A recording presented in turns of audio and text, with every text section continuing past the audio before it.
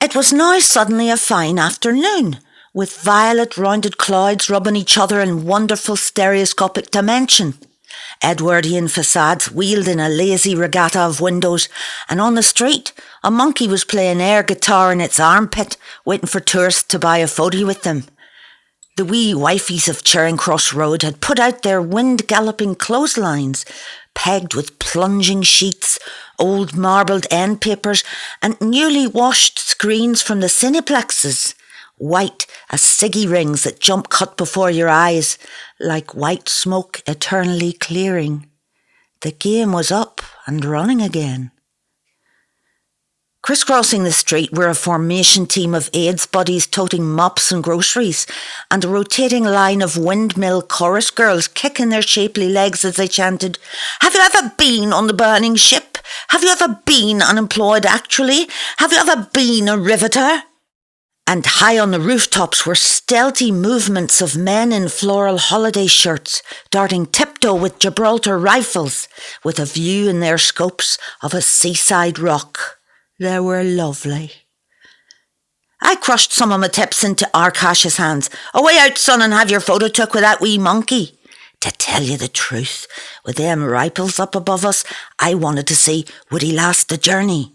Arkasha went nowhere, his dark lashes tipped with finishing plaster, screaming, "That monkey is drug addict." "Mo macol," gasped Hamdi. "They control him with drugs. In photo he will look like small toy. Russians will not believe this photo." I was tinker quick the Russian. In our cinematic world, you don't do human things like pet a monkey or stroke a kitten, or you'll die in the final reel. Whenever you hear a hitman has a dream, you know he's fucked. Never did make it to Alaska, Jed. "Highgate, oh say Highgate," jumped Hamdi, looking all around him. Zeev was telling a customer, "Not spit, madam, sweat. Our hummus is organic, it sweats like a pig. Don't want to pay? Take it free. All parking tickets gratefully taken. Help us go under." He was tall today, he was dark today, with 10 murder-friendly shaving bruises.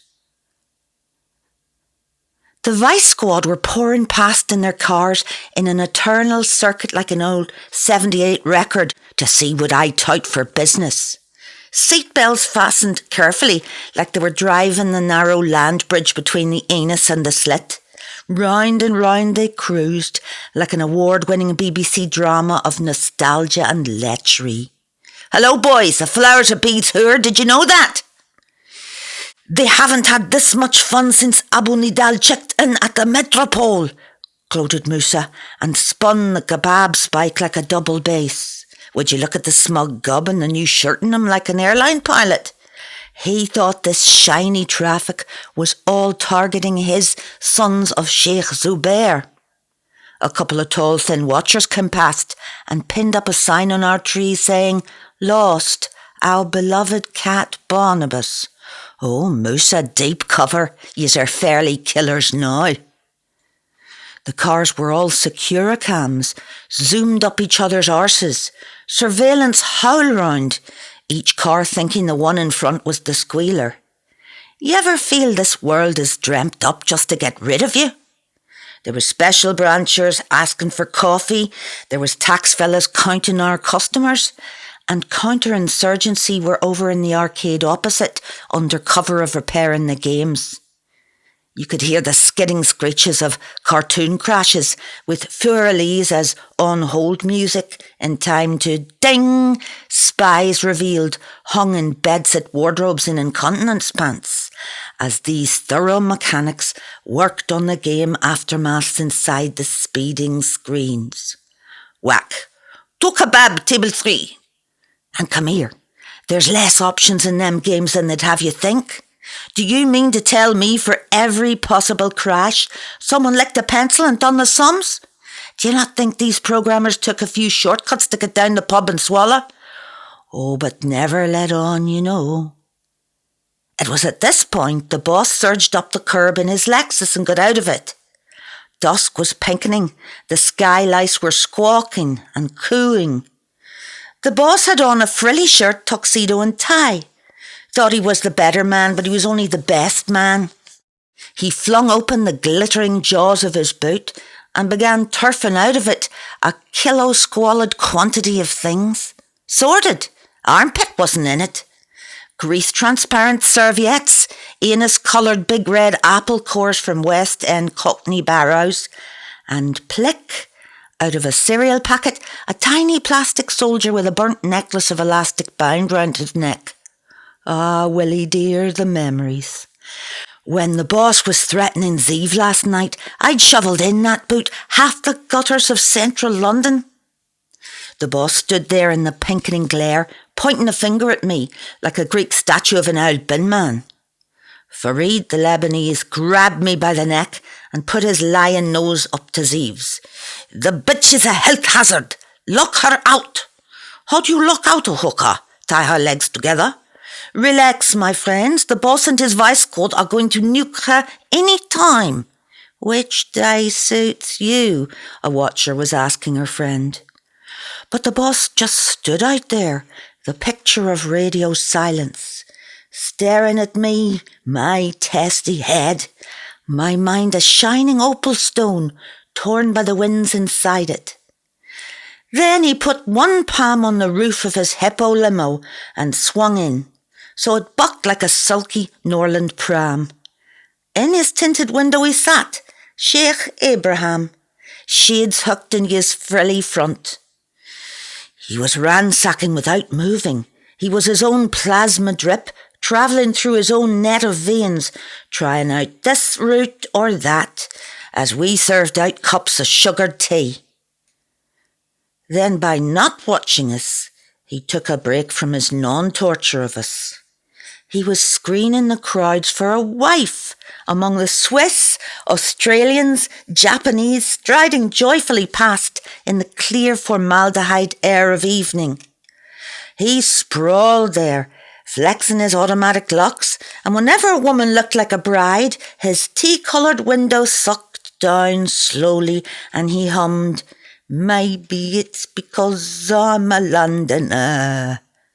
He bawled like hell as a hooker dressed in Galliano made a worm farm of his windscreen with her silvery tongue. Then right away some PAs called Siobhan rested their big-bummed miniskirts against his window. From behind them came the well-padded pounding of his fists, raining countermeasures. He was a personified result. They peeled their cheeks off his glass and, looking at his blue chin, strode off muttering, sodding macho Arabs. Olive-skinned girls walked straight past him. "See," Zeev nudged me. "They are Israeli. They know what he is." Zeev's shirt was open. A flicker blew off his blue and white chest like marsh gas. "Even I tell 100 lies, I am still authentic. Even though he tells the truth, he is 100% fraud. You mean his ma wasn't a 4x2? Why you always bring up the Jews? Why no one said, let's get them for boring us? You know his name? Ilan. There is no more boring name in Israel than Ilan. He wouldn't be squealing if I wasn't right. You know what he is? He is management. Adam and Eve took the first decision. He is the result. His father was an Iraqi Jew from Basra. Those Jews do well here. They go straight to Manchester and they don't touch his family. His mother was a refugee, the lucky kind. She got out with all her hate intact.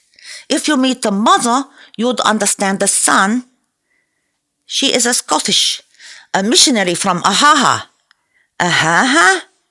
Of course, my friend, Ahaha. Ignore the spelling, A-O-G-H-I-L-L. Ahaha? I see it in his fucking birth document.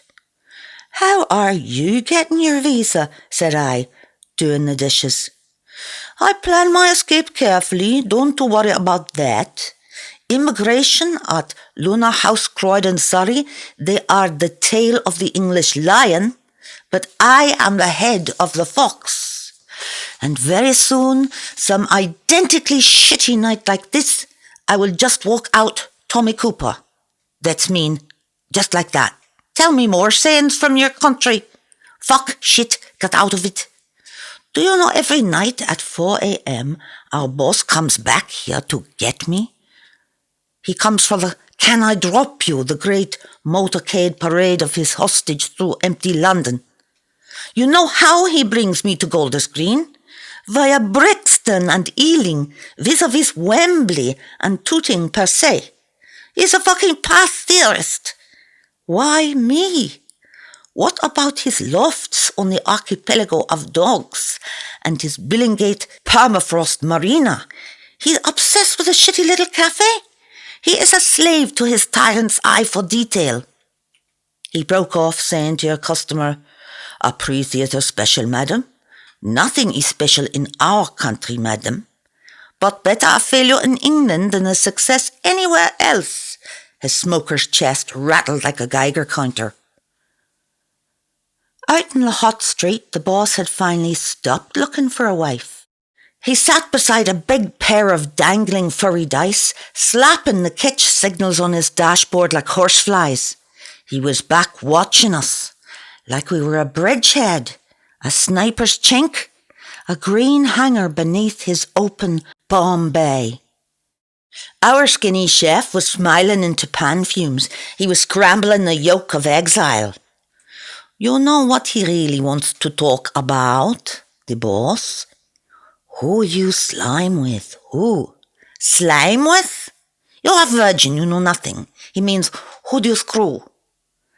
Deep in the sink, my hand met me other hand, in some arrested tepid bathwater left by a frugal English husband for his wife. Two covered hands clasping each other.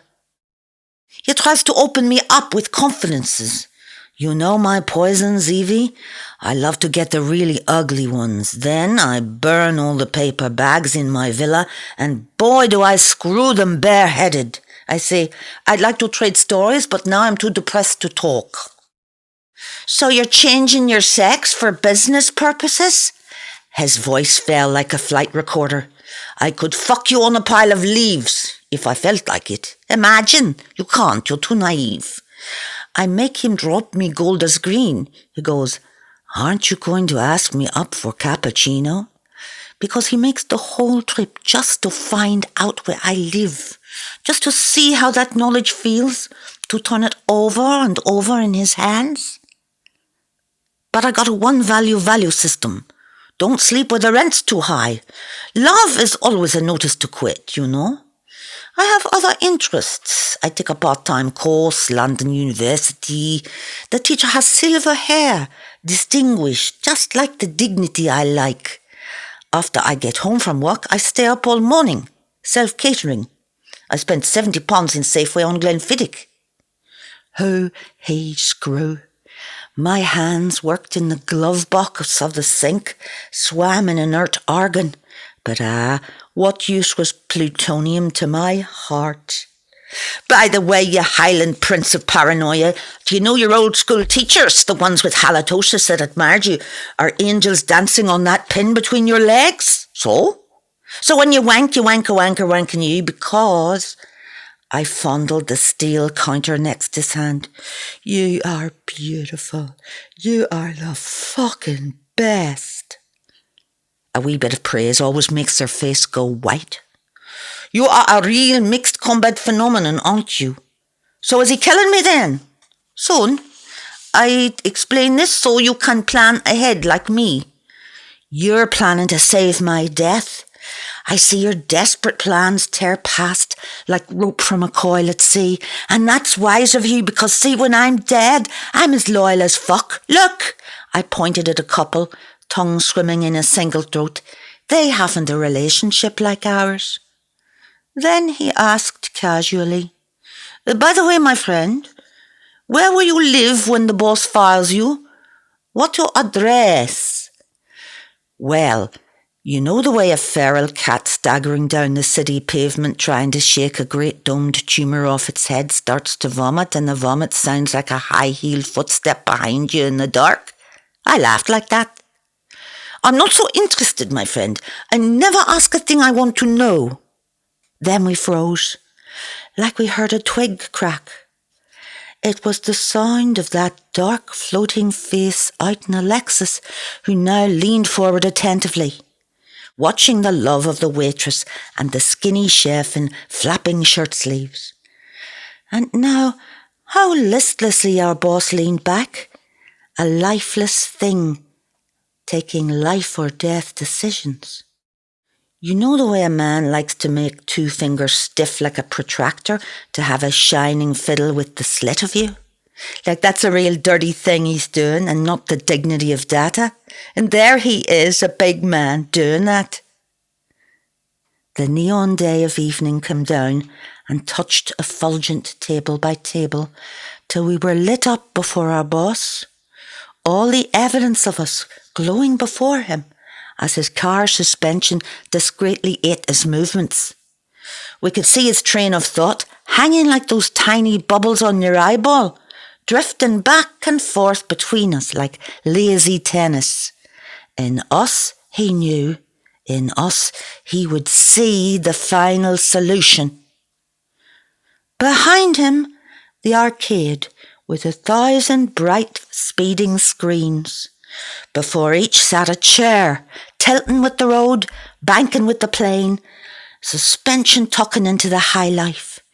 And the grisling ballad sung by every screen was a longing for that old melody, the highway, a yearning for the real pain that used to race up to meet your swerve, a nostalgia for the agony of the crash, the unimaginable heat of two bodies a whumph with fire, all the pathos of a general praying before battle, Lord, I must be busy this day.